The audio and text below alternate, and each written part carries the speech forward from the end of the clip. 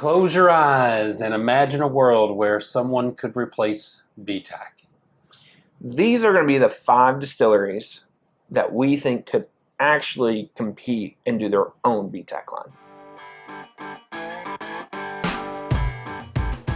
Welcome back to another edition of Bourbon Kingdom. I'm David. And I'm Zach. And today we are going to talk about BTAC. Well, we're going to talk about who could replace BTAC in theory. For those of you all who don't know what BTAC is, that is Buffalo Trace's really allocated stuff. Yeah, that's exactly what BTAC stands for. Yeah. Buffalo Trace Antique Collection. We call it Buffalo Trace's allocated stuff. BTAS. BTAS. So basically, guys, you know, I was talking to Dave one time, and I was like, you know, everybody thinks Buffalo Trace. A lot of people will sit there and say, you know, like the top thing they have is like their packing line. Really, whenever you start getting into bourbon and stuff, like most people, not all, but most, start chasing after the BTAC. Yeah. Like they don't really care for the packing. And then that kind of got me thinking, like after him and I were talking about that, like who could really replace that? Now, realistically, not a whole lot. No. Like really not anybody, because I think what they do is so special, and I think they age bourbon probably better than anybody else out there, if I'm being honest. That's probably true. I mean, if you look at their older stuff, it's better than most. Yeah. So consistently. But I thought of 5. He really hates one of them. Yeah, I probably do really hate one of them. I don't hate one of them. I just you laughed hard at one. I did laugh hard at this because I just think that they are like. But I'll come up with a case. You'll laugh at it too. So. Yeah, well, you might. Hey, put in the comments, like, subscribe, notification. Put in the comments because you're gonna laugh at that one too. So just say Dave's right, and we'll leave it at that. But what we talked about was they basically would have to, in theory, have at least 5 different bottles. You know, could they all be rye? Could they all be bourbons, whiskeys, whatever? I don't really care. But they basically would have to be able to have the existing stock. So, like, I think somebody who could eventually, over time, would be Bardstown Bourbon Company, because they have 50 plus mash bills that they're making at any point in time. Yeah. And they're gonna be so big, and they're expanding all the time. They are. Could they one day do that? Sure, but they're not in the conversation right now because I don't think they have the. I mean, basically, we're looking at big boys. Like, who are the big boys that can replace the big boy? Yeah. So pretty much. Yeah. So Dave, I'll let you start. All right. So we're gonna start at 5, correct? We're not gonna go to 1 first, correct? No, does it really matter? There's no particular order. Okay. All right. So we'll start for us. This is 1. This is just one of the 5. We will say Heaven Hill. I think this is an obvious one, too. I think it is. I think you all know our love for Heaven Hill. Yeah. And they have such good lineups. They got Parker's. They got their Elijah Craig barrel proof lineups. They've got William Heaven Hill. They've got the Old Fitz. They've got the Heritage Collection. So, I mean, just in those alone, I mean, you're talking, there are 5 of them. Now, do all those 5 completely compete against William LaRue Weller and, you know, all that stuff? Probably not. But if you all remember us and our feelings about Heaven Hill this past year, you know, like, they put out some pretty phenomenal stuff this last year. Sure. And, you know, with Heaven Hill, like, they're always going to, like, they probably overall, probably Wild Turkey and Four Roses have overall the oldest stocks. Yeah. Probably in Kentucky. If you start looking at what they are consistently releasing and stuff like that, or what they have available, you know, that stuff there. Yeah. I think the aging, like, I think 2 things you have to be able to compete with the BTAC line is you have to be able to age stuff, right? Yeah. And that's a huge requirement. And then you have to have a difference in lines, and they have both those. Yeah. Yeah. So I think with being able to compete with that, you know, I like, and they're already trying to do that with the Heritage Collection. Yeah, like, I think the Heritage 17 year. I think whenever they introduce, I do agree with that. I think the Heritage Collection is their desire to 5, but they don't put out 5. They don't put out 5. They just do the 1. Yeah. So, but yeah, I think they would be honestly the number 1 contender for that. Yeah. With how much between they produce, and then how old their stocks already are. Yeah. Number 2, and this is the one that he laughed at whenever I told him, but then I made the case and he got around to it. Jim Beam. So when people think of Jim Beam, everybody thinks the white label, think of young stuff. Well, if you start talking about it and you start digging into it, okay, they just did an Knob Creek release that was 18 years old. They have Booker's now, and I know we're not huge like normal like line Booker's fan. Anytime they do a special release Booker's, it's phenomenal. Straight up. Booker's Rye, 30th, any of those you can pick from basically. Haven't had the 10 year, but they're phenomenal. So that's 2. Baker's, either 11, 13-year-old picks I've had before. They're fantastic. And then they would age Jim Beam any. Maybe that would be something. Maybe they, whatever. And then what a lot of people don't know is that they've been aging Old Grandad for a long time here. If you would take certain tours or a certain somebody and you can get a sample of it, you can try some of this Old Grandad that's like 15, 16, 17 years old. Yeah. And it hits. It is awesome. So I think Jim Beam... They're never going to release it. I don't know what they're going to do. I wish they would do something. They also have this thing at the distillery, because I just went and tried it for the first time the other day at a bar. Met a couple of people there who watched the channel. They were super kind and nice.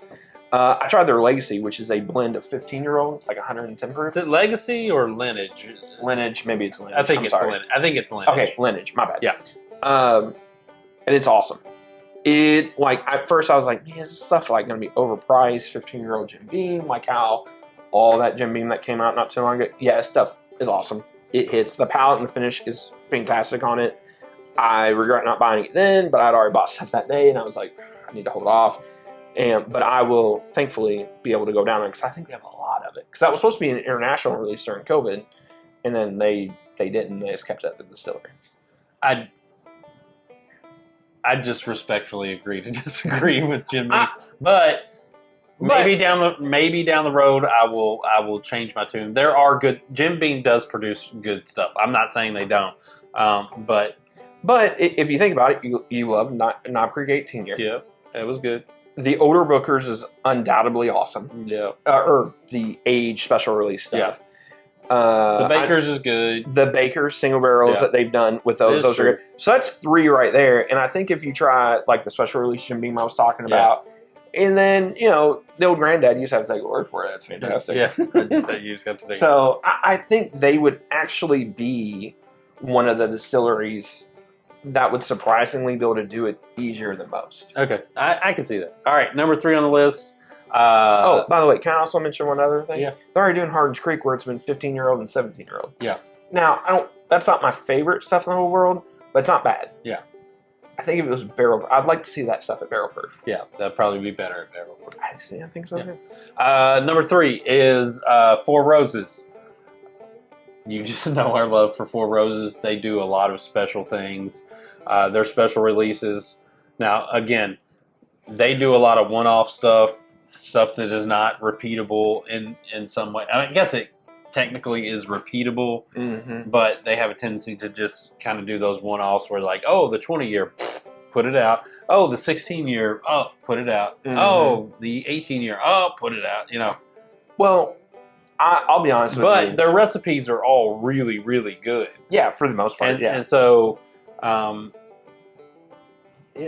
truthfully, like if I could see somebody aging some stuff really well and putting it out, and making it special, I could see Four Roses doing it too.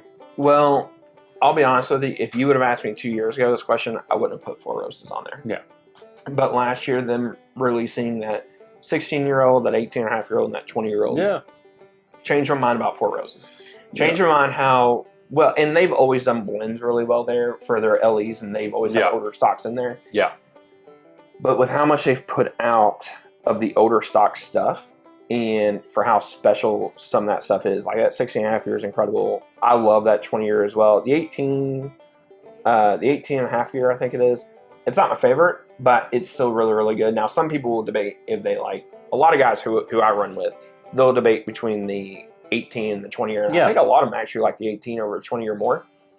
But it's just the fact that they can do that. It's so freaking good. Yeah. And I know it's hard to get because they only release it here in Kentucky at the gift shops. But Four Roses has really impressed me over, like I said, the last year and a half, 2 years. But try getting BTAC, and I'll just tell you.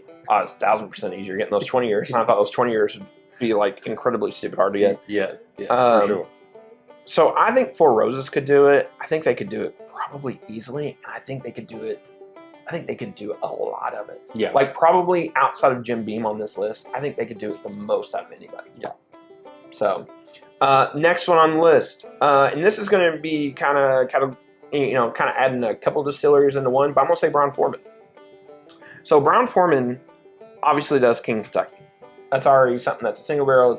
It's ultra age, ultra special, incredible. But then if you add in Old Forester, Jack Daniels, and Woodford, I think you can start getting the stocks to be able to put that together. Yeah. And a lot of their stuff too, to be fair to Brown Foreman, a lot of their stuff is typically younger than most. But I think it'd be a little bit harder for them to do it at first, but I think if they decided they wanted to do that. If they decided today, in 6 years, yes, they could put out, like, they could produce some pretty awesome stuff. I think they could. Yeah. You guys already know how much we love Old Forester and Jack Daniels. So I think them adding any kind of age to anything, like their 12 year this year, incredible. And that's 107 proof. I couldn't imagine what that thing would be at, like 115, 120. And so I think they clearly have the stocks of that. I'd be interested to see what the Woodford stuff is, because that would probably be like the least favorite out of the group for me.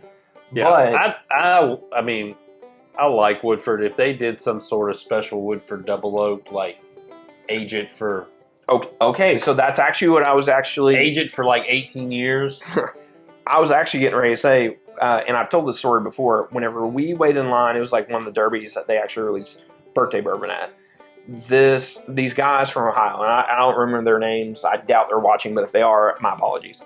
But one of the guys in the group, they would collect barrels from distilleries. And he bought like a whole bunch of like Woodford double oak barrels because he's going to turn furniture or whatever. One of the barrels was super wet. And he got like 3 bottles of Woodford double oak out of, and I'm talking like 750s, out of this barrel. And whenever I went and tried it, I was like, this is the greatest Woodford product I've ever had in my life. Like, it's like probably a top 20 thing I've ever had, because it was such a dark, it was like a coated dark cherry that was probably around 115, 120 proof, and it was, I bet it was amazing. Yeah, like it was truly awesome. So with all that being said, I think that between those 3 distilleries, plus just Brown Foreman, just like aging whatever they're doing on their stuff. Yeah. All of that, early time stuff, which I know a lot of that just gets turned into King Kentucky. I think they could do it. Yeah, I think they could do. And the last one on our list is... I think this is actually one of the easy ones too. MGP. Ross and Squibb. Yeah. They source for everybody. Well, everybody tries to source from them. Yeah. I mean, and so... like, they are really good at aging bourbon, rye, whatever else you want to say. I mean, look at all the Dusties that we hunt that are between the Bell Meads and the Old Scouts and anything else that's those. MGP. I mean, those old Mayor Pingrees that we had at the Pours in the Park last year. Caroline bottle. Yeah, I mean, that was beautiful. 15-year, like so crazy, incredible. Yeah. And like, what would you do with that? I mean, I feel like there are like endless possibilities with that. But I mean, the things that come to mind are like some sort of Remus. Oh yeah, they would sort do of like that. I think Penelope could pull something off as well. Yeah, they could do like a Penelope line of something like ultra age with that. Yeah, but they've done so much, like even like their ryes, like the old like High West ryes that they have, like the older stuff that stocks from there, like I mean, or what they could even do like special releases with brands that source from. So like, think if they did like a special like 15-year-old Smoke Wagon, and Aaron came in and did blends of stuff of that. Yeah, that would be Yeah, Incredible. it would be incredible. That'd be awesome. Yeah, So you could definitely do. I think you do a lot of fun things with MGP as well. Yeah. So All right, that's our list of who could potentially replace BTAC. Tell us what you think, and until next time, we'll see you. we'll see you.